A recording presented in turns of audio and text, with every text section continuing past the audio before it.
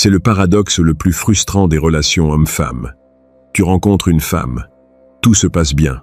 Elle semble attirée, investie, amoureuse. Et soudain, sans aucune raison logique, elle commence à te chercher des poux. Elle crée des drames pour des détails insignifiants. Elle te fait des reproches absurdes. Elle souffle le chaud et le froid. L'homme moyen, face à ce comportement, panique. Il pense qu'il a fait quelque chose de mal. Il s'excuse. Il essaie de la rassurer. Il se justifie. Et c'est exactement à ce moment-là qu'il perd son respect et par conséquent, son attraction. Ce que cet homme ne comprend pas, c'est qu'il vient d'échouer à un test. Un test de congruence, un test de masculinité. Et la vérité la plus brutale, celle que la société moderne refuse d'admettre, c'est que plus une femme est attirée par toi, plus elle va te tester. Elle ne te teste pas parce qu'elle te déteste. Elle te teste parce qu'elle a besoin de savoir si tu es assez fort pour la protéger, y compris d'elle-même. Aujourd'hui, nous allons décoder la psychologie machiavélique des shit tests. Nous allons voir pourquoi ils sont inévitables, comment les reconnaître instantanément, et surtout, comment les passer avec une froideur et un détachement qui la rendront absolument obsédée par toi. Prépare-toi à changer définitivement ta vision des relations. Mais avant de te révéler les secrets pour désamorcer n'importe quel test féminin, écoute-moi bien. Si tu en as marre de te faire manipuler émotionnellement, si tu veux comprendre les règles cachées du jeu de la séduction et du pouvoir, abonne-toi immédiatement à cette chaîne. Active la cloche des notifications pour recevoir ta dose de lucidité froide. Laisse un j'aime sur cette vidéo pour soutenir notre travail. Et surtout, regarde dans le commentaire épinglé. J'y ai laissé un lien exclusif vers une ressource qui va t'apprendre à forger un cadre inébranlable, à maîtriser l'art du détachement absolu et à devenir l'homme que les femmes respectent et désirent viscéralement. C'est dans le commentaire épinglé. Vas-y après la vidéo. Maintenant, entrons dans le vif du sujet. Pour comprendre pourquoi les femmes testent les hommes, il faut remonter à la psychologie évolutionniste. Pendant des centaines de milliers d'années, la survie d'une femme et de sa progéniture dépendait entièrement de la force, de la stabilité et de la capacité de protection de l'homme qu'elle choisissait. Si elle choisissait un homme faible, lâche ou incapable de gérer la pression, elle mourrait. Aujourd'hui, nous vivons dans des sociétés civilisées. Les tigres à dents de sabre ont disparu. Mais le cerveau reptilien féminin, lui, n'a pas changé. Le logiciel interne d'une femme est programmé pour scanner en permanence son environnement à la recherche de signes de faiblesse chez son partenaire. C'est un mécanisme de survie inconscient. Elle ne se lève pas le matin en se disant « Tiens, je vais tester sa masculinité aujourd'hui ». C'est une impulsion viscérale. Quand une femme rencontre un homme qui semble fort, confiant et dominant, son cerveau reptilien se pose une question fondamentale. Est-ce que c'est réel ? Ou est-ce que c'est une façade? Est-ce qu'il est vraiment ce roc inébranlable? Ou est-ce qu'il va s'effondrer à la première tempête émotionnelle? Pour obtenir la réponse, elle n'a qu'une seule solution, créer une tempête. C'est ce qu'on appelle un shit test, un test de merde. Un shit test est une provocation, une critique, une question piège ou un comportement irrationnel conçu spécifiquement pour te faire sortir de tes gonds, pour voir si tu vas perdre ton calme, te justifier ou te soumettre. Et voici la règle d'or que tu dois graver dans ton esprit. Plus elle tient à toi, plus les tests seront violents. Pourquoi? Parce que l'enjeu est plus grand. Si elle s'en fout de toi, elle ne perdra pas d'énergie à te tester. Elle te mettra simplement dans la case « ami » où elle t'ignorera. Mais si elle envisage de te donner son corps, son temps et sa loyauté, elle doit être absolument certaine que tu es un roi et pas un imposteur déguisé en roi. Le test est donc un compliment déguisé en insulte. C'est une demande de réassurance. Elle te supplie inconsciemment de lui prouver que tu es assez fort pour la gérer. Il existe deux grandes catégories de tests. Les shit tests, tests de congruence, et les comfort tests, tests de confort. Il est vital de savoir les différencier, car la réponse machiavélique n'est pas la même. Le shit test est une attaque contre ton cadre, ta frame. Exemple. Tu t'habilles toujours comme ça? Ou tu es vraiment arrogant? Ou je parie que tu dis ça à toutes les filles. Le but du shit test est de voir si tu vas te dégonfler. Si tu réponds non, c'est juste aujourd'hui. Ou mais non, je te jure que tu es la seule. Tu as échoué. Tu as prouvé que son opinion compte plus que ta propre réalité. Tu t'es soumis à son cadre. Le confort test, en revanche, est une demande de sécurité émotionnelle. Exemple, tu m'aimes vraiment ou tu me trouves toujours belle, ou elle pleure pour une raison futile. Le but du comfort test est de voir si tu es capable d'être un pilier protecteur. Si tu réponds avec froideur ou sarcasme à un comfort test, tu as échoué. Tu as prouvé que tu es insensible et incapable de la sécuriser. Comment faire la différence? Le shit test est généralement agressif, sarcastique ou provocateur. Il vient d'une position de défi. Le confort test est généralement vulnérable, triste ou anxieux. Il vient d'une position de faiblesse. Aujourd'hui, nous allons nous concentrer sur les shit tests, car ce sont eux qui détruisent 90% des hommes. Voici les 5 types de shit tests les plus courants et la méthode machiavélique pour les pulvériser. Type 1. Le test de la disqualification, le neg. C'est quand elle attaque directement ton apparence, ton statut ou ton comportement pour te rabaisser. Exemple, tu es un peu petit pour moi, ou ton métier n'a pas l'air très intéressant. L'erreur de l'homme faible. Se justifier ou se vexer. Je fais quand même 1m75. Ou détrompe-toi, je gagne très bien ma vie. En te justifiant, tu lui donnes le pouvoir d'être le juge de ta valeur. La réponse machiavélique, l'amusement indifférent, amused mastery, plus l'amplification. Tu dois traiter son attaque comme si c'était la chose la plus mignonne et la plus ridicule que tu aies jamais entendue. Tu souris et tu amplifies l'insulte jusqu'à l'absurde. Elle, tu es un peu petit pour moi. Toi, avec un sourire en coin, c'est vrai. D'ailleurs, j'ai garé mon poney nain juste devant le restaurant. On ira faire un tour après. Elle, ton métier n'a pas l'air très intéressant. Toi, c'est pire que ça. Je passe mes journées à compter des trombones. C'est fascinant. En amplifiant, tu montres que son attaque glisse sur toi comme de l'eau sur les plumes d'un canard. Tu ne prends pas son jugement au sérieux. Tu conserves ton cadre. Type 2. Le test de la jalousie. Le triangle dramatique. C'est quand elle mentionne un autre homme, un ex ou un collègue qui la drague, juste pour voir ta réaction. Exemple, mon ex m'a envoyé un message hier, ou le nouveau stagiaire n'arrête pas de me regarder. L'erreur de l'homme faible. Montrer de l'insécurité, poser des questions anxieuses ou s'énerver. Qu'est-ce qu'il te voulait ou tu lui as répondu quoi? En montrant de la jalousie, tu lui prouves que tu te sens menacé par la concurrence. Tu baisses ta propre valeur. La réponse machiavélique, l'indifférence totale ou l'encouragement sarcastique. Tu dois montrer que la concurrence ne t'effleure même pas l'esprit, car tu sais que tu es le prix. Elle.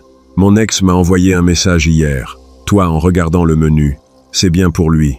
Tu vas prendre le saumon ou le bœuf. Elle. Le nouveau stagiaire n'arrête pas de me regarder. Toi, il a bon goût. Tu devrais lui donner ton numéro. Il a l'air d'avoir besoin d'aide.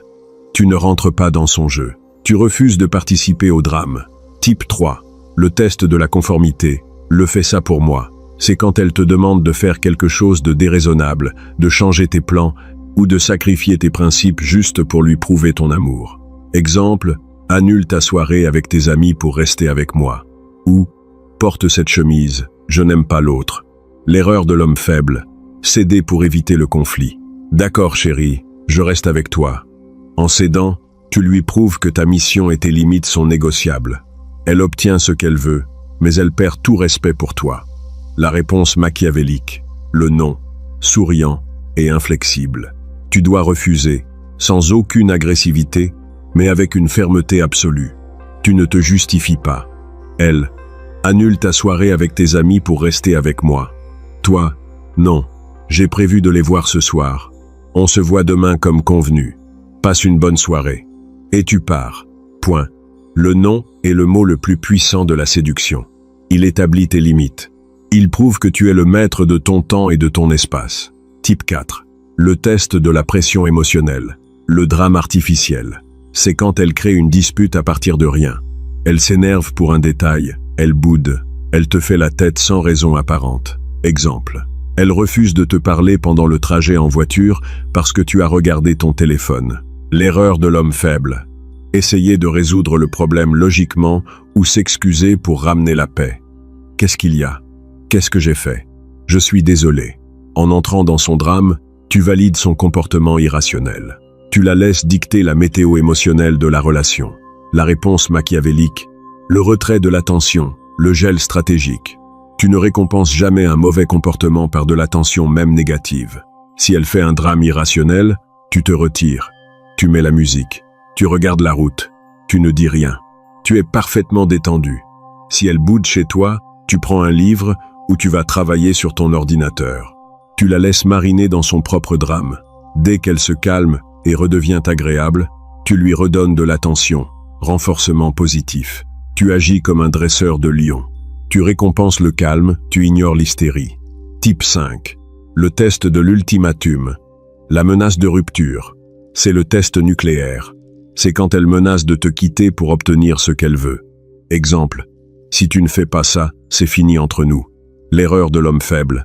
Paniquer et capituler. Non, s'il te plaît, ne pars pas, je vais changer. C'est la fin de la relation. Même si elle reste, tu es devenu son esclave. La réponse machiavélique. L'ouverture de la porte. Le cold bluff. Tu dois toujours être prêt à perdre une femme qui te menace. C'est le walk-away power absolu. Elle. Si tu ne fais pas ça, c'est fini entre nous. Toi, calmement, en la regardant dans les yeux, c'est dommage. J'aimais bien passer du temps avec toi. Je te souhaite une bonne continuation. La porte est là. 99% du temps. C'est du bluff. Quand elle verra que tu es prêt à la laisser partir sans sourciller, son bluff s'effondrera. Elle réalisera qu'elle a joué avec le feu et qu'elle a failli se brûler. Son respect pour toi montera en flèche. Et si ce n'était pas du bluff et qu'elle part vraiment, félicitations. Tu viens de te débarrasser d'une manipulatrice toxique. Tu as gagné dans les deux cas. La clé absolue pour réussir tous ces tests, c'est de comprendre que le contenu du test n'a aucune importance. Ce qu'elle dit n'a pas d'importance. La seule chose qui compte, c'est ta réaction émotionnelle. Elle cherche la faille dans ton armure. Elle cherche le moment où ton visage va se crisper, où ta voix va trembler, où tu vas commencer à te justifier. Si tu restes de marbre, si tu réponds avec un sourire amusé, si tu maintiens ton cadre, tu réussis le test. Et que se passe-t-il quand tu réussis un test? Son cerveau reptilien se détend. L'alarme s'éteint. Et, elle se dit, ok, il est solide, il est fort, je suis en sécurité avec lui. Et c'est là que la magie opère. L'anxiété du test se transforme instantanément en attraction sexuelle et en soumission respectueuse. Elle va soudainement devenir douce, affectueuse et coopérative, jusqu'au prochain test. Parce que oui, les tests ne s'arrêtent jamais. Même après 10 ans de mariage, elle continuera à te tester. Moins souvent, peut-être, mais elle le fera. C'est dans sa nature. C'est son système de sécurité interne qui fait des mises à jour régulières. L'homme faible se plaint. Pourquoi elle ne peut pas juste être normale? Pourquoi elle doit toujours chercher la petite bête? L'homme machiavélique sourit. Il voit les tests comme un jeu. Comme un entraînement permanent pour maintenir son cadre affûté, il sait que chaque test réussi est un dépôt sur son compte en banque d'attraction et de respect. Alors, la prochaine fois qu'elle te fera une crise pour une broutille, la prochaine fois qu'elle te lancera une pique sarcastique, la prochaine fois qu'elle soufflera le froid, ne panique pas, ne t'énerve pas, ne te justifie pas, respire, souris intérieurement, dis-toi, ah, c'est un test, elle veut savoir si je suis toujours le roi. Éprouve-lui que la couronne est toujours fermement vissée sur ta tête. N'oublie pas de t'abonner à la chaîne, de laisser un j'aime.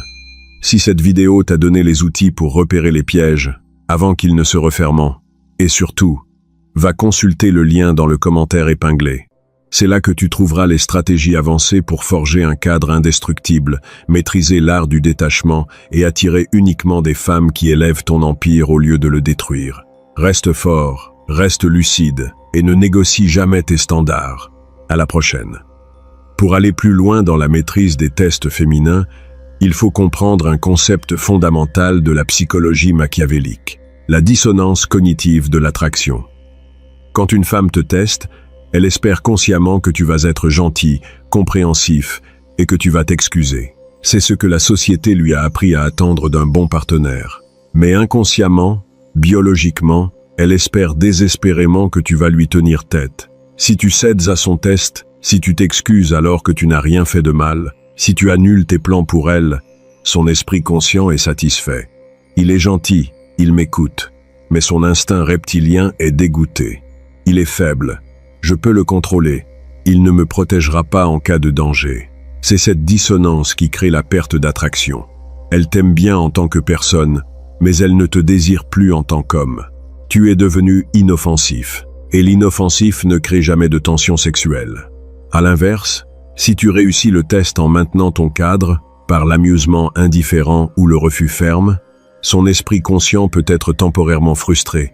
Il est têtu, il m'énerve, mais son instinct reptilien est en ébullition. Il est solide, il ne se soumet pas, c'est un vrai mâle dominant. C'est cette friction, cette légère frustration consciente combinée à une validation inconsciente de ta force, qui génère une attraction foudroyante. C'est pour cela que l'homme machiavélique ne cherche jamais à éviter les conflits ou les tests. Il les utilise comme des opportunités pour démontrer sa valeur. Prenons un exemple classique, le test du retard stratégique. Vous avez rendez-vous à 20h. À 20h15, elle n'est toujours pas prête. À 20h30, elle t'envoie un message. Désolé, je suis encore en train de me préparer. J'arrive dans 20 minutes. C'est un test de tes limites et de la valeur de ton temps. L'homme faible, le Nisgui, répond « Pas de problème, prends ton temps, je t'attends ». Résultat, il vient de lui communiquer que son temps n'a aucune valeur et qu'il est prêt à poireauter comme un chien fidèle. Elle arrive à 21h sans même s'excuser vraiment, et elle a déjà perdu 30% de son respect pour lui avant même le début du rendez-vous. L'homme réactif, le faux dominant, s'énerve. C'est un manque de respect. Tu te fous de moi, je me casse. Résultat, il montre qu'il a perdu le contrôle de ses émotions. Il a réagi de manière disproportionnée. Il a échoué au test de solidité émotionnelle. L'homme machiavélique utilise la sanction froide. Il lit le message à 20h30. Il répond calmement « Je comprends. J'ai une table réservée, je commence à commander. Rejoins-moi quand tu seras prête. » Ou s'il devait passer la prendre. « Pas de souci. J'ai un autre impératif qui vient de tomber. On remet ça une autre fois. Bonne soirée. » Dans le premier cas, il montre que sa vie et son dîner ne s'arrêtent pas pour elle. Dans le second cas, il retire purement et simplement son attention, la ressource la plus précieuse, face à un manque de respect de son temps. Dans les deux cas, il n'y a aucune colère, juste une conséquence logique et froide à son comportement. C'est la différence entre punir comme un enfant capricieux et sanctionner comme un roi. Le roi ne crie pas. Le roi retire ses faveurs. Un autre test extrêmement subtil et dangereux est le test de la vulnérabilité feinte. C'est le moment où elle te raconte un problème, au travail, avec une amie en se plaignant et en jouant la victime. L'homme logique, la majorité des hommes, essaie immédiatement de trouver une solution. Tu devrais dire ça à ton patron, pourquoi tu ne fais pas ça avec ton ami? Erreur fatale. Ce n'est pas une demande de solution, c'est un confort test déguisé. Elle veut voir si tu es capable d'encaisser ses émotions négatives sans être déstabilisé et si tu peux lui offrir une présence rassurante. Si tu lui donnes des solutions logiques, elle va s'énerver. Tu ne m'écoutes jamais, tu ne comprends rien. La réponse machiavélique à ce test spécifique est l'écoute stoïque. Tu l'écoutes, tu la regardes dans les yeux, tu hoches la tête. Tu dis « Je comprends que ça te frustre » et c'est tout. Tu ne proposes aucune solution. Tu ne t'énerves pas contre son patron à sa place. Tu restes un roc émotionnel sur lequel ces vagues de frustration viennent s'écraser. Quand elle aura fini de vider son sac, elle se sentira apaisée. Et elle te verra comme un pilier de force tranquille. Tu as réussi le test en ne faisant absolument rien d'autre qu'être présent et inébranlable. Mais attention, il y a une limite très claire entre le confort test et le vampirisme émotionnel. Si elle se plaint tous les jours, si elle est constamment dans le drame, si elle utilise tes oreilles comme une poubelle émotionnelle permanente, ce n'est plus un test. C'est de la toxicité. Et c'est là que le cadre machiavélique doit intervenir avec une violence chirurgicale. Tu dois stopper l'hémorragie. Je t'ai écouté te plaindre de cette situation pendant 3 semaines. Soit tu agis pour la changer, soit on arrête d'en parler. Je ne suis pas ton thérapeute. C'est brutal, c'est froid, et c'est absolument nécessaire. Si elle s'énerve et te traite d'insensible, c'est un shit test en réaction à ta limite. Tu appliques l'amusement indifférent ou le gel stratégique. Tu ne dois jamais, sous aucun prétexte, laisser une femme transformer ton espace mental en zone de guerre émotionnelle. Ton esprit est ton empire. Tu en es le seul souverain. Tu décides de ce qui y entre et de ce qui en sort. C'est cette souveraineté absolue qui rend les femmes folles d'attraction. Elles vivent dans un monde d'émotions fluctuantes, de doutes, de comparaisons sociales et d'insécurité. Quand elles rencontrent un homme qui est le maître absolu de son propre royaume intérieur, un homme que rien ne semble pouvoir ébranler, elles sont magnétiquement attirées par cette stabilité. Elles vont tester cette stabilité, encore et encore, pour s'assurer qu'elle est réelle. C'est comme un enfant qui tape sur une vitre blindée pour voir si elle va se briser. Si la vitre se fissure, l'enfant a peur. Si la vitre tient bon, l'enfant se sent en sécurité derrière elle. Sois la vitre blindée. Ne te plains jamais de ses tests. Ne lui dis jamais « Pourquoi tu me testes tout le temps ?» Lui dire qu'elle te teste, c'est échouer au test. C'est lui montrer que tu es affecté par son comportement. Le maître machiavélique ne révèle jamais qu'il connaît les règles du jeu. Il se contente de gagner, en silence. Il observe ses tentatives de déstabilisation avec le même amusement qu'un adulte regardant un enfant faire une colère. Il ne la juge pas. Il comprend sa nature.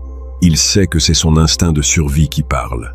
Et en répondant avec force, détachement et amusement, il lui offre le plus beau cadeau qu'un homme puisse faire à une femme, la certitude absolue qu'elle est entre les mains d'un homme supérieur. N'oublie pas de t'abonner à la chaîne, de laisser un j'aime si cette vidéo t'a donné les outils pour repérer les pièges avant qu'ils ne se referment. Et surtout, va consulter le lien dans le commentaire épinglé. C'est là que tu trouveras les stratégies avancées pour forger un cadre indestructible, maîtriser l'art du détachement et attirer uniquement des femmes qui élèvent ton empire au lieu de le détruire. Reste fort, reste lucide et ne négocie jamais tes standards. À la prochaine. Mais attention, il y a un piège mortel dans lequel tombent beaucoup d'hommes qui découvrent ces concepts. C'est le piège de la surréaction alpha. Quand un homme faible découvre qu'il se fait tester, son ego blessé prend le dessus. Il veut prouver à tout prix qu'il est un mâle alpha. Alors, au lieu d'utiliser l'amusement indifférent ou le gel stratégique, il devient agressif, arrogant ou méchant. Elle lui fait une petite remarque sarcastique, un shit test mineur, et lui, au lieu de sourire, il l'insulte ou il la rabaisse violemment. C'est une erreur catastrophique. Pourquoi? Parce que la surréaction est, par définition, une perte de contrôle émotionnel. Si tu as besoin d'écraser une femme pour te sentir fort, tu n'es pas fort. Tu es juste un homme faible qui essaie de compenser son insécurité par de l'agressivité. Le vrai pouvoir est silencieux. Il n'a pas besoin de crier pour se faire entendre. L'homme machiavélique ne cherche pas à détruire la femme qui le teste. Il cherche simplement à lui montrer que ses attaques sont inefficaces. C'est la différence entre un mur de briques et un mur en titane. Le mur de briques, l'homme réactif, s'effrite quand on tape. Dessus, il crie, il s'énerve, il essaie de rendre les coups. Le mur en titane, l'homme machiavélique, ne bouge pas. Il encaisse le coup sans une égratignure. Et la personne qui a tapé dessus se fait mal à la main. C'est exactement ce qui se passe quand tu réponds à un shit test par l'amusement indifférent. Elle essaie de te piquer, et elle réalise que sa pique s'est brisée sur ton armure. Elle se sent soudainement petite, et toi, tu parais immense. C'est pour cela que le sourire en coin est l'arme la plus dévastatrice de ton arsenal. Un sourire en coin, accompagné d'un regard soutenu, communique un message très clair. Je vois ce que tu essaies de faire, c'est mignon, mais ça ne marchera pas avec moi. C'est une démonstration de supériorité sociale absolue. Prenons un autre exemple très fréquent. Le test de la validation constante. C'est quand elle te demande sans arrêt « Tu me trouves belle dans cette robe » ou « Tu m'aimes plus que ton ex ». C'est un confort test, mais s'il est répété trop souvent, il devient un shit test déguisé. Elle essaie de voir jusqu'où tu es prêt à aller pour la rassurer. Elle teste ta capacité à dire « Stop ». L'homme faible, le nice-guy, va la rassurer 100 fois par jour. « Mais oui, mon amour, tu es la plus belle. Je n'ai jamais aimé personne comme toi. » Résultat, il devient prévisible, ennuyeux, et elle perd tout respect pour lui. Il s'est transformé en distributeur automatique de compliments. L'homme machiavélique utilise la validation conditionnelle et imprévisible. La première fois qu'elle pose la question, il répond sincèrement « Oui, cette robe te va très bien ». La deuxième fois, dans la même journée, il utilise l'amusement indifférent. « Je te l'ai déjà dit ce matin.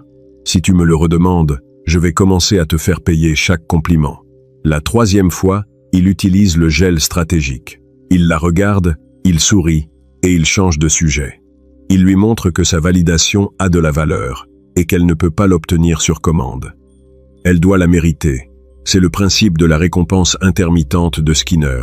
Les rats de laboratoire appuient beaucoup plus frénétiquement sur un levier quand la récompense, la nourriture, tombe de manière aléatoire, plutôt que quand elle tombe à chaque fois.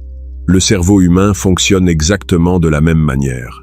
Si tu es toujours disponible, toujours rassurant, toujours prévisible, tu tues le désir. Si tu es solide, parfois rassurant, parfois distant, et toujours maître de toi-même, tu crées une addiction émotionnelle puissante. C'est la clé pour comprendre pourquoi elle teste toujours l'homme qu'elle aime le plus. Elle a besoin de cette friction. Elle a besoin de sentir que tu es un défi. Elle a besoin de savoir que tu es capable de lui dire non. Parce que si tu es incapable de lui dire non à elle, comment pourras-tu dire non au reste du monde pour la protéger? Si tu te soumets à ses caprices, comment pourras-tu affronter les tempêtes de la vie? Le test est une question de survie. Et ta réponse doit être une démonstration de force tranquille. Pour résumer, la stratégie machiavélique face au test féminin. 1. Ne prends jamais le contenu du test au sérieux. C'est l'émotion derrière le test qui compte. 2. Ne te justifie jamais. La justification est l'arme des faibles. 3. Ne montre jamais de colère ou de frustration. C'est une perte de contrôle. 4. Utilise l'amusement indifférent pour les attaques directes. Shittest.5. Utilise le gel stratégique. Retrait de l'attention pour les drames irrationnels. 6. Utilise le non, ferme et souriant pour les demandes déraisonnables. 7.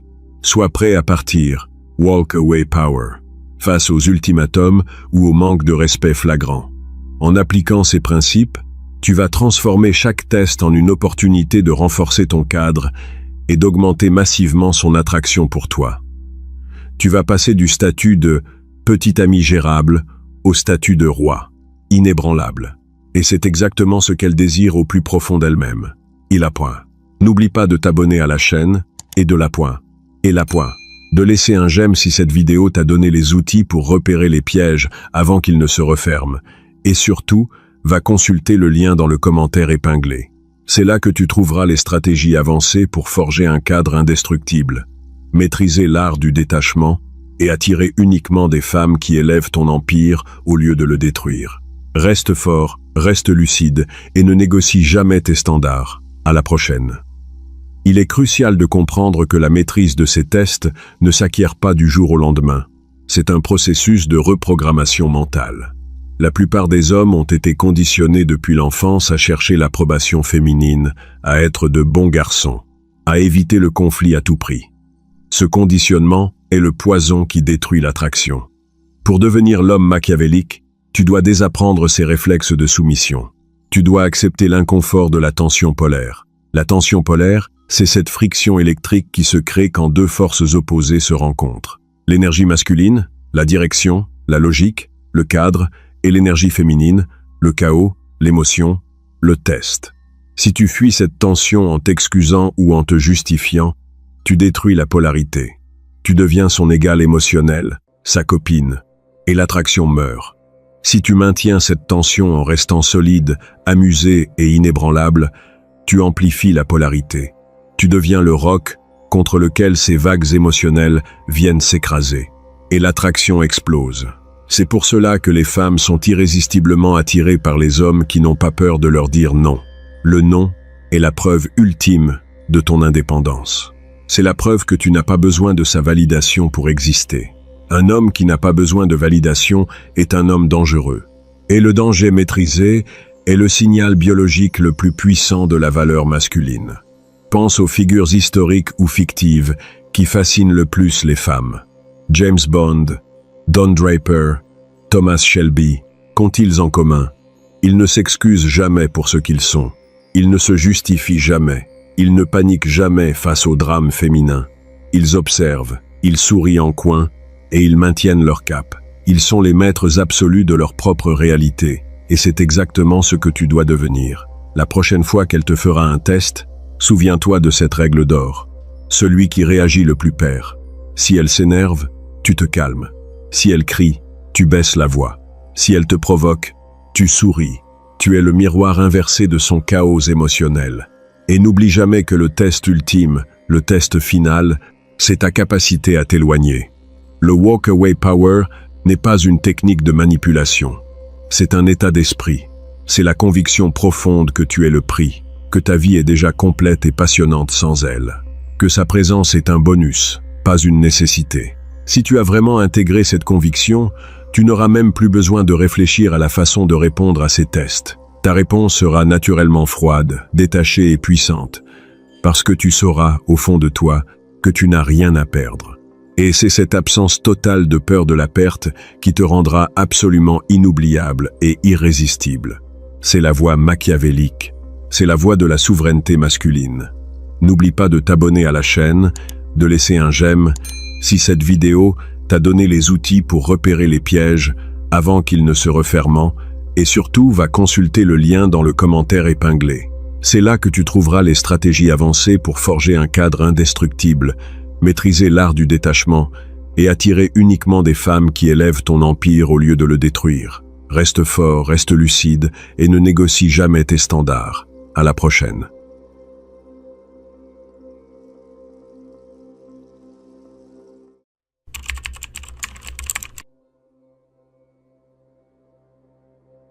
Les mots ont un pouvoir. Ils peuvent construire des empires, déclencher des guerres ou détruire une attraction en une fraction de seconde. La majorité des hommes pensent que l'attraction est un processus lent et graduel. Ils ont tort. L'attraction est un interrupteur. Elle peut être allumée par un regard, et elle peut être éteinte définitivement par une seule phrase mal calibrée.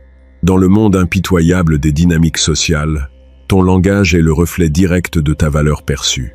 Chaque mot que tu prononces signale à la femme si tu es un homme de haute valeur, un leader, un prix à gagner, ou si tu es un homme nécessiteux, terrifié à l'idée de la perdre, et prêt à sacrifier sa dignité pour un peu d'attention.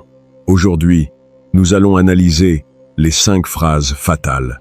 Les 5 phrases que les hommes faibles prononcent en pensant être romantiques ou rassurants, mais qui, en réalité, agissent comme un poison foudroyant sur le désir féminin. Si tu as déjà prononcé l'une de ces phrases, tu as probablement senti l'énergie de la femme changer instantanément. Tu as senti la distance s'installer. Tu as senti le respect s'évaporer. Nicolas Machiavel disait « Les hommes se fient plus à leurs yeux qu'à leurs oreilles ». Mais quand il s'agit de séduction, les oreilles d'une femme sont des détecteurs de faiblesse d'une précision redoutable. Prépare-toi à nettoyer ton vocabulaire. Mais avant de disséquer ces 5 phrases toxiques, écoute-moi bien. Si tu veux arrêter de saboter tes propres relations, si tu veux comprendre la psychologie féminine au-delà des mensonges de la société moderne, abonne-toi immédiatement à cette chaîne. Active la cloche des notifications pour rejoindre l'élite des hommes qui comprennent les vraies règles du jeu. Laisse un j'aime sur cette vidéo pour soutenir notre travail. Et surtout, regarde dans le commentaire épinglé. J'y ai laissé un lien exclusif vers une ressource qui va t'apprendre à forger un cadre inébranlable, à maîtriser l'art de la communication non verbale et à devenir l'homme que les femmes respectent et désirent viscéralement. C'est dans le commentaire épinglé. Vas-y après la vidéo. Maintenant, entrons dans le vif du sujet. Pour comprendre pourquoi certaines phrases détruisent l'attraction, il faut d'abord comprendre comment fonctionne le désir féminin. L'attraction féminine n'est pas logique. Elle n'est pas basée sur un tableau Excel où elle cocherait tes qualités. Il est gentil, il a un bon travail, il paie le restaurant, donc je dois être attiré par lui. L'attraction féminine est viscérale, subconsciente et profondément liée à la perception de la force et de la sécurité. La psychologie évolutionniste nous apprend que les femmes sont programmées pour rechercher des hommes capables de les protéger, de les guider et de résister aux tempêtes de la vie. Elles recherchent un roc. Quand tu prononces une phrase qui révèle de l'insécurité, du besoin de validation ou une peur de l'abandon, tu détruis l'illusion de ce roc. Tu lui montres que tu es fragile. Et biologiquement, une femme ne peut pas être attirée par un homme qu'elle perçoit comme plus fragile qu'elle. C'est ce qu'on appelle la perte de polarité. L'énergie masculine, la solidité, la direction, le détachement s'effondrent, et l'énergie féminine, l'émotion, le besoin de connexion, prend le dessus. Dès que tu te mets à agir avec une énergie féminine, elle perd son attirance pour toi. Voici donc la première phrase fatale, celle qui a détruit plus de relations que n'importe quelle autre. Phrase numéro 1. On est quoi, nous deux? Où est-ce qu'on va? C'est la phrase classique de l'homme terrifié par l'incertitude.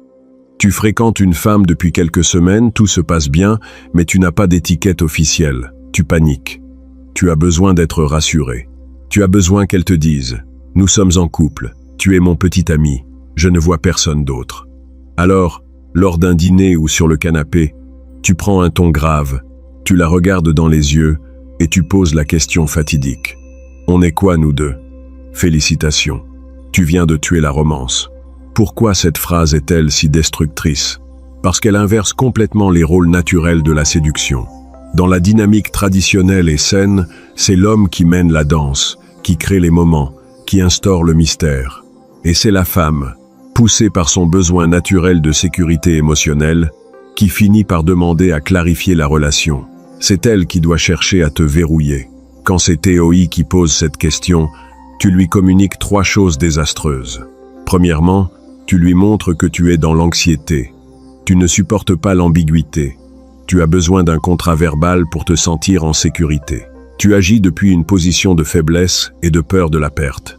Deuxièmement, tu lui mets une pression énorme. Les femmes détestent être acculées à prendre une décision logique sur un sentiment.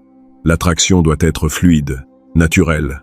En posant cette question, tu la forces à rationaliser ce qu'elle ressent, ce qui tue instantanément la magie du moment. Troisièmement, tu lui prouves que tu es déjà totalement acquis. Tu n'es plus un défi, tu n'es plus un mystère. Tu es un homme qui supplie pour avoir une étiquette. L'homme machiavélique ne pose jamais cette question. Il n'en a pas besoin. Il sait que les actes parlent plus fort que les mots. Il continue à la voir, à passer de bons moments avec elle, à la traiter avec respect, mais il garde toujours une part de mystère. Il la laisse venir à lui. Et quand, inévitablement, c'est elle qui finit par demander « Où est-ce qu'on va ?», il ne saute pas de joie en criant victoire. Il sourit calmement, la regarde et répond avec un amusement indifférent. « On va très bien pour l'instant. Pourquoi vouloir compliquer les choses simples ?» Il maintient le cadre. Il reste le prix. Passons à la deuxième phrase toxique. Phrase numéro 2. Pourquoi tu ne m'as pas répondu? Ou, tu faisais quoi hier soir? C'est la phrase de l'inquisiteur jaloux. C'est la phrase de l'homme dont l'ego est tellement fragile qu'un silence de 3 heures sur WhatsApp le plonge dans une crise de panique existentielle. Tu lui as envoyé un message à 18. Il est 22. Elle a lu le message. Les 2 coches bleues sont là, mais elle n'a pas répondu. Ton cerveau commence à tourner à plein régime. Tu imagines les pires scénarios. Tu te sens ignoré, rabaissé. Alors, incapable de contrôler tes émotions, tu envoies le message fatal. Pourquoi tu ne réponds pas? C'est un suicide social. En envoyant ce message, tu lui donnes les clés de ton état émotionnel. Tu lui dis littéralement « Mon bonheur et ma tranquillité d'esprit dépendent entièrement de la vitesse à laquelle tu tapes sur l'écran de ton téléphone. » Tu lui montres que tu n'as pas de vie. Un homme occupé, un homme qui a une mission, un empire à construire, ne remarque même pas qu'une femme a mis 4 heures à lui répondre. Il est trop concentré sur ses propres objectifs. En lui demandant des comptes, tu te positionnes comme un enfant qui réclame l'attention de sa mère, ou comme un geôlier qui surveille sa prisonnière. Dans les 2 cas, c'est profondément repoussant. Les femmes testent constamment les hommes avec le silence. C'est un shit test classique. Elles veulent voir si tu vas craquer, si tu vas te montrer nécessiteux, ou si tu vas rester de marbre. Si tu craques et que tu demandes pourquoi elle ne répond pas, elle va ressentir un mélange de pitié et de mépris. Elle va peut-être te donner une excuse bidon. Désolé, j'étais sous la douche. Une douche de 4 heures, bien sûr, mais dans sa tête, ta valeur vient de chuter en flèche. L'homme machiavélique ne demande jamais pourquoi une femme ne répond pas. Jamais. S'il envoie un message et qu'elle ne répond pas, il range son téléphone et retourne à sa vie. Il ne renvoie pas de 2e message. Il ne fait pas de reproches. Il applique le retrait stratégique. Quand elle finit par répondre, et elle finira par répondre, souvent avec une excuse, il ne fait aucun commentaire sur son retard. Il répond calmement, à son propre rythme, en mettant lui-même 2 fois plus de temps à répondre qu'elle n'en a mis. Il la punit par le silence, pas par la plainte. Le silence est puissant. La plainte est pathétique. 3e phrase fatale. Phrase numéro 3. Je ferai tout ce que tu veux. Ou, ton bonheur est ma priorité. C'est la phrase du nice guy ultime. C'est la phrase de l'homme qui a été biberonné aux comédies romantiques hollywoodiennes et qui pense que l'amour, c'est le sacrifice total de soi-même sur l'autel de la femme aimée. Tu penses que c'est romantique, tu penses qu'en lui disant ça, elle va réaliser à quel point tu es un homme exceptionnel, dévoué et loyal. Tu penses qu'elle va fondre en larmes et se jeter dans tes bras. La réalité est beaucoup plus cruelle. Quand tu dis à une femme « je ferai tout ce que tu veux », son cerveau reptilien traduit instantanément « cet homme n'a aucune colonne vertébrale, il n'a pas de limite, il n'a pas de mission propre, il est prêt à devenir mon esclave ». Les femmes méprisent les esclaves. Aliem, elles veulent des rois. Une femme saine et équilibrée ne veut pas être le centre absolu de ton univers. C'est une responsabilité beaucoup trop lourde à porter. Elle veut être une partie importante de ton univers, mais elle veut que le centre de ton univers soit TA, mission, TES, objectif, ton, ambition. Si tu fais d'elle ta seule priorité, tu deviens ennuyeux, tu deviens prévisible, tu deviens un fardeau.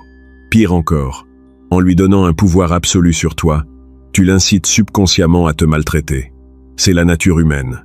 Quand on donne un pouvoir illimité à quelqu'un sans aucune résistance, cette personne finit inévitablement par en abuser. Elle va commencer à te manquer de respect, à te tester de plus en plus durement, simplement pour voir jusqu'où tu es prêt à t'abaisser. Et quand elle aura constaté que tu n'as vraiment aucune limite, elle te quittera pour un homme qui sait lui dire non. L'homme machiavélique ne fait jamais d'une femme sa priorité absolue. Sa priorité, c'est lui-même. C'est son développement, son empire, sa liberté. Il traite la femme avec respect. Il lui offre des moments de qualité, mais il lui fait toujours comprendre, par ses actes, qu'elle est un ajout à sa vie, pas l'essence de sa vie. S'il doit choisir entre un projet crucial pour son avenir et un dîner avec elle, il choisit le projet, sans hésiter et sans s'excuser. Paradoxalement, c'est cette capacité à la faire passer au second plan qui va la rendre folle de lui. Elle va respecter son ambition, elle va admirer sa force, et elle va se battre pour obtenir les moments d'attention qu'il voudra bien lui accorder. 4e phrase, destructrice. Phrase numéro 4. Tu es trop bien pour moi, ou je ne sais pas ce que tu me trouves. C'est la phrase de l'auto-sabotage par excellence. C'est la phrase de l'homme qui souffre d'un complexe d'infériorité massif et qui ressent le besoin de l'exprimer à voix haute. Tu sors avec une femme magnifique. Tu n'en reviens pas de ta chance. Tu la regardes, tu te regardes dans le miroir et tu te dis qu'il y a une erreur dans la matrice. Alors, dans un moment de vulnérabilité mal placée, tu lui dis « Franchement, tu es trop bien pour moi. Je ne mérite pas une fille comme toi. » Tu penses peut-être que c'est un compliment flatteur. Tu penses qu'elle va te rassurer en te disant « Mais non, mon amour, tu es merveilleux, je t'aime comme tu es. » Erreur fatale. En prononçant cette phrase, tu viens d'implanter une graine de doute toxique dans son esprit. Les femmes sont hyper games. Elles cherchent toujours le meilleur partenaire possible. Si tu lui dis toi-même que tu n'es pas à son niveau, pourquoi devrait-elle te contredire? Son subconscient va commencer à analyser la situation. S'il pense lui-même qu'il n'est pas assez bien pour moi, c'est qu'il doit avoir raison. Il doit cacher des défauts que je n'ai pas encore vus. Je devrais être chercher quelqu'un de mon niveau. Tu viens de faire le travail de tes concurrents à leur place. Tu t'es disqualifié toi-même. C'est la loi de la valeur perçue. Si tu vends une Ferrari au prix d'une Twingo en disant à l'acheteur « Franchement, elle ne vaut pas plus », l'acheteur va se méfier. Il va chercher le vice caché. L'homme machiavélique ne s'excuse jamais d'être là où il est. S'il sort avec une femme magnifique, il considère que c'est parfaitement normal. Il sait que sa valeur ne se résume pas à son apparence physique. Il sait qu'il apporte sa solidité, son intelligence, son charisme et son leadership. Il ne la met jamais sur un piédestal. Il la traite d'égal à égal, voire avec une légère condescendance amusée. S'il doit faire un commentaire sur leur différence de niveau, il le fera toujours dans l'autre sens, sous forme de blague arrogante. « Tu as vraiment de la chance que je sois de bonne humeur aujourd'hui, sinon je ne serais jamais sorti avec une fille qui met autant de temps à se préparer. » Il maintient le cadre. Il est le prix.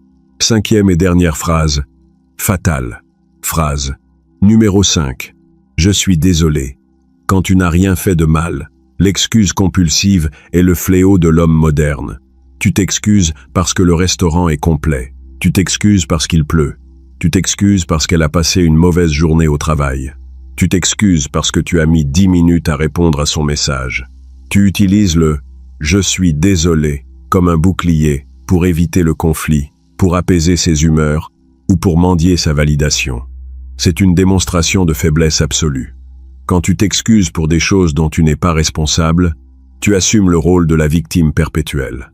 Tu lui montres que tu as peur de ses réactions. Tu lui donnes le pouvoir de te juger et de te pardonner. Un leader ne s'excuse pas pour la météo. Un roi ne s'excuse pas d'exister. Les femmes testent souvent les hommes en créant des drames artificiels ou en se plaignant de choses insignifiantes. Elles veulent voir si tu vas plier l'échine et t'excuser, ou si tu vas rester solide. Si tu t'excuses, tu échoues au test. Elle va te percevoir comme un paillasson émotionnel. L'homme machiavélique économise ses excuses comme s'il s'agissait de pièces d'or. Il ne s'excuse que lorsqu'il a commis une faute réelle, objective, et qui a causé un tort justifié. Et quand il s'excuse, il le fait une seule fois, en regardant la personne dans les yeux, de manière claire et concise. Puis il passe à autre chose. Il ne rampe pas. Pour tout le reste, pour les petits désagréments du quotidien, pour les retards indépendants de sa volonté, pour les changements de plan, il n'utilise jamais le mot « désolé ». Au lieu de dire « je suis désolé d'être en retard », il dit « merci de m'avoir attendu ». Au lieu de dire « je suis désolé que le restaurant soit fermé », il dit « changement de plan, on va dans un endroit encore meilleur ». Il transforme une situation de faiblesse, l'excuse, en une situation de leadership, la prise en charge. En conclusion, tes mots sont les architectes de ta réalité sociale. Chaque fois que tu ouvres la bouche, tu as le choix entre construire ton autorité ou détruire ton attraction. Les 5 phrases que nous venons de voir sont des virus. Elles infectent l'esprit de la femme et détruisent l'image de l'homme fort qu'elle s'était faite de toi. Élimine-les de ton vocabulaire. Élimine le besoin de validation. Élimine la peur de la perte. Élimine la complaisance. Élimine l'autosabotage. Élimine l'excuse compulsive. Remplace-les par le silence, par l'action, par le détachement, par la confiance silencieuse et par le leadership. Parle moins, agis plus. Et quand tu parles, fais en sorte que chaque mot pèse le poids de ton autorité.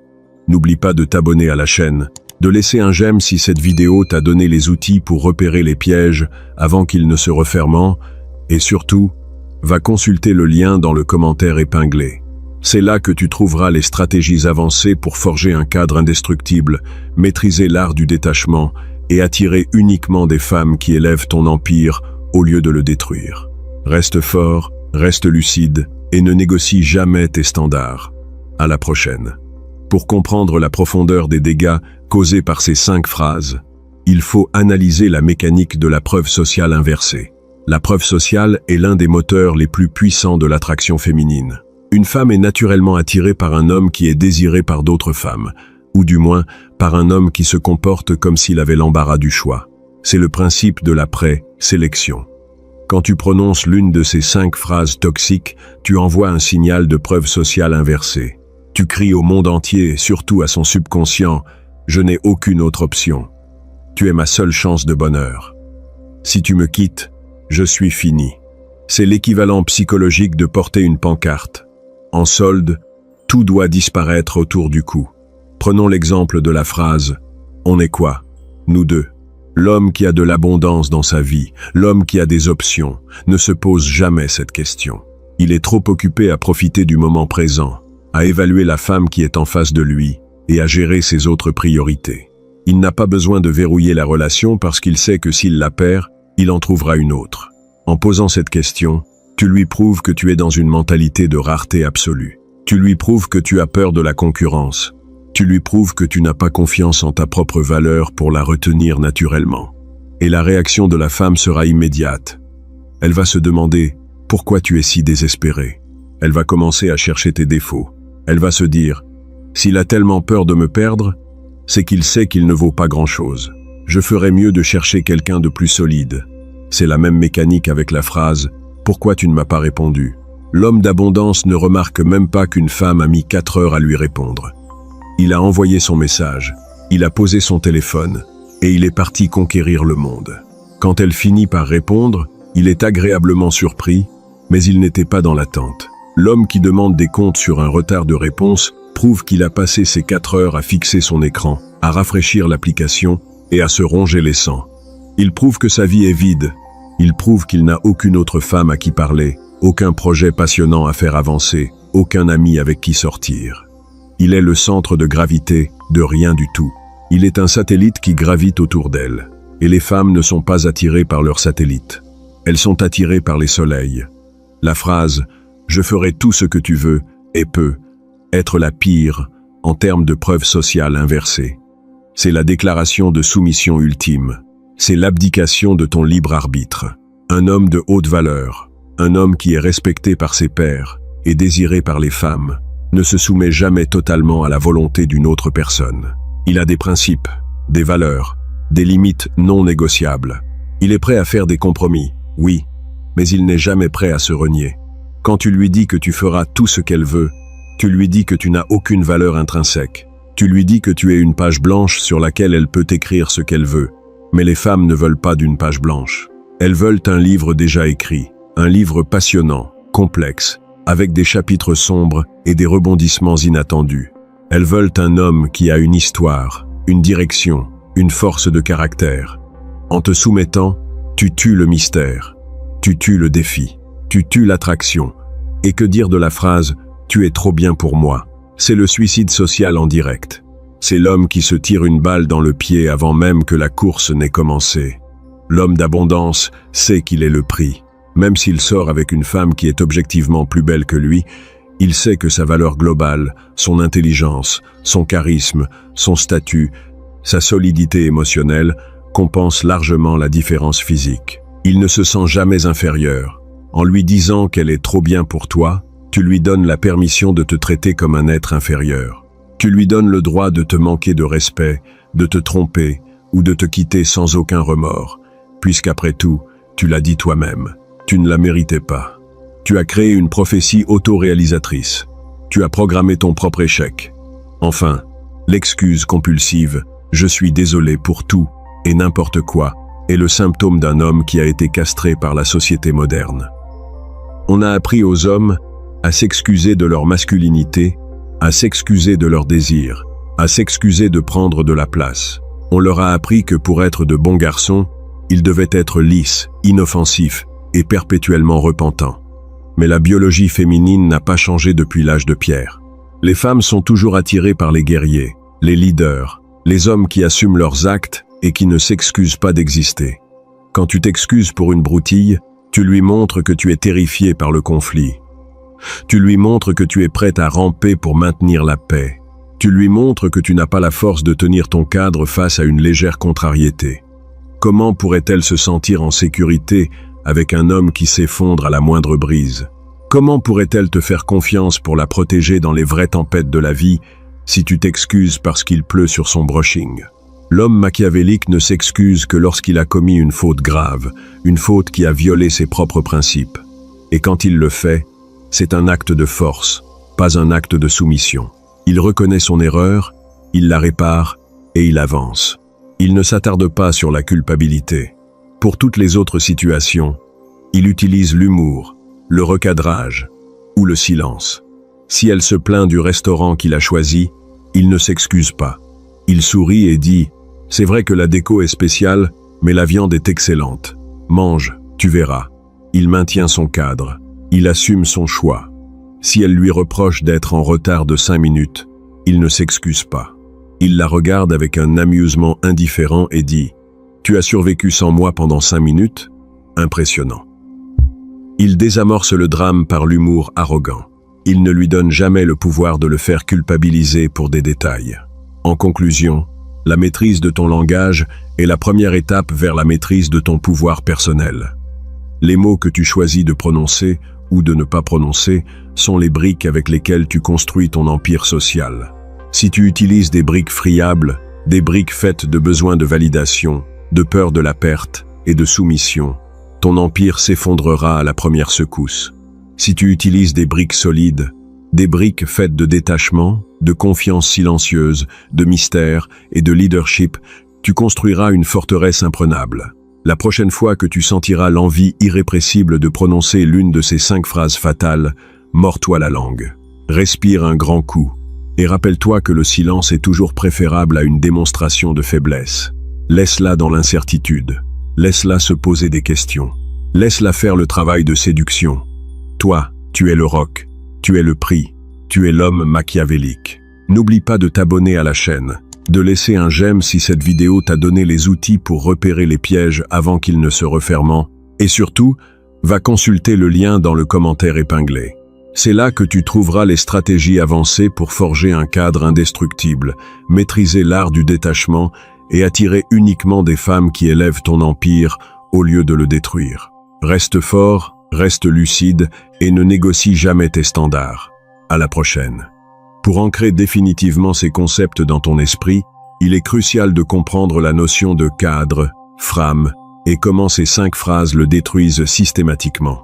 Le cadre, c'est la réalité psychologique dominante dans une interaction. C'est la lentille à travers laquelle la situation est interprétée.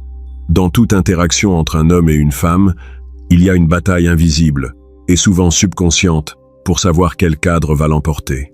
Le cadre féminin typique, surtout pour une femme très sollicitée, est « Je suis le prix ». Les hommes doivent faire leurs preuves pour obtenir mon attention, mon temps et mon affection. Je sélectionne le meilleur candidat.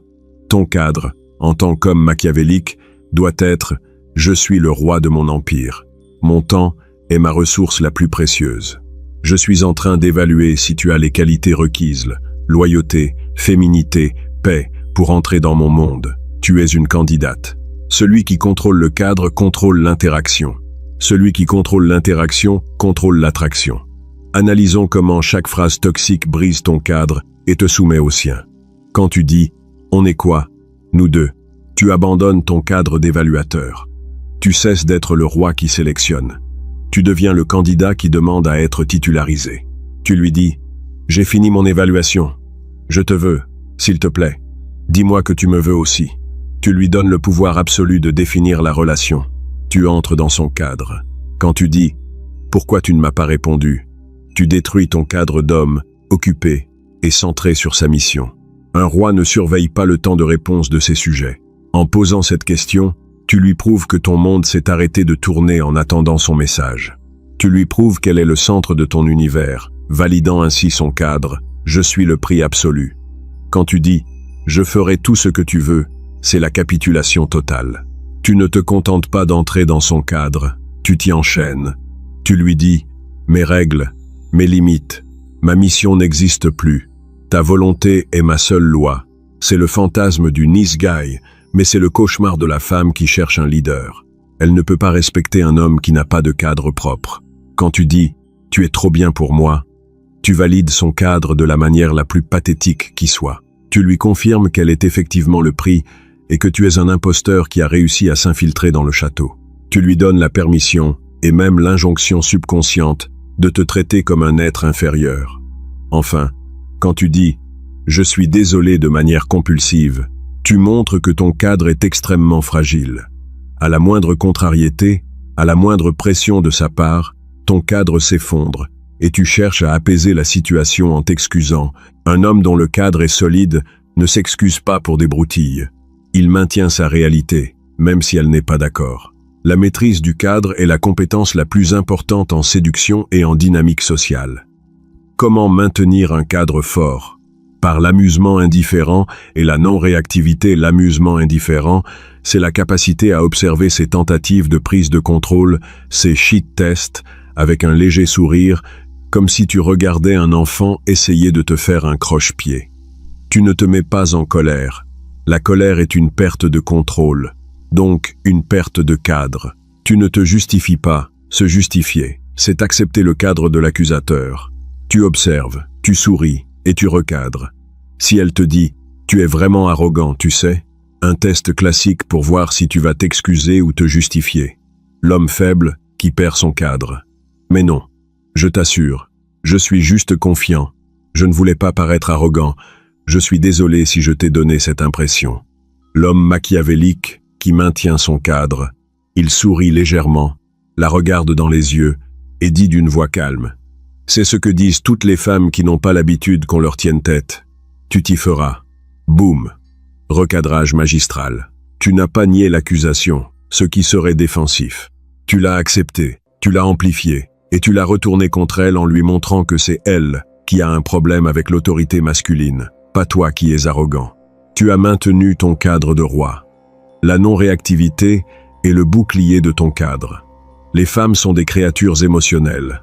Elles naviguent dans le monde à travers le prisme des émotions. Elles vont souvent créer des tempêtes émotionnelles, des drames, pour tester la solidité de ton navire. Si tu réagis à ces tempêtes émotionnelles par tes propres tempêtes émotionnelles, colère, jalousie, panique, supplication, ton navire coule. Tu as perdu ton cadre. Si tu restes de marbre, si tu observes la tempête sans te laisser mouiller, si tu continues à diriger le navire avec une main ferme sur la barre, tu prouves que ton cadre est indestructible. C'est la définition même de la polarité masculine. Duzant, 12, Pre, Duzant, 12. La femme est l'océan, changeant, émotionnel, parfois chaotique. L'homme est la falaise solide, immuable, qui brise les vagues. Si la falaise commence à trembler à chaque vague, l'océan la détruira. Tes mots sont les fissures dans la falaise. Les 5 phrases que nous avons analysées sont des failles sismiques. Elles permettent à l'océan de s'infiltrer et de faire exploser la roche de l'intérieur. C'est pourquoi le silence est souvent ta meilleure arme. Quand tu ne sais pas quoi dire, quand tu sens la panique monter, quand tu as envie de demander « On est quoi nous deux ?» ou « Pourquoi tu ne réponds pas ?» Ferme ta bouche, pose ton téléphone, va faire du sport, va travailler sur ton projet, va lire un livre. Le silence ne fait jamais d'erreur. Le silence ne montre jamais de faiblesse. Le silence maintient le mystère. Le silence préserve le cadre. Dans le doute, tais-toi. Laisse-la parler. Laisse-la s'investir. Laisse-la se demander ce que tu penses. L'homme qui parle le moins est souvent celui qui contrôle l'interaction. Il force l'autre à combler le vide, à se justifier, à chercher l'approbation. Deviens le maître du silence et de l'amusement indifférent. Élimine ces 5 phrases de ton logiciel mental. Reprends le contrôle de ton cadre. Tu n'es pas un mendiant. Tu n'es pas un candidat. Tu es le prix. Agisse comme tel et surtout parle comme tel. N'oublie pas de t'abonner à la chaîne, de laisser un j'aime. Si cette vidéo t'a donné les outils pour repérer les pièges avant qu'ils ne se referment, et surtout, va consulter le lien dans le commentaire épinglé. C'est là que tu trouveras les stratégies avancées pour forger un cadre indestructible, maîtriser l'art du détachement et attirer uniquement des femmes qui élèvent ton empire au lieu de le détruire. Reste fort, reste lucide et ne négocie jamais tes standards. À la prochaine.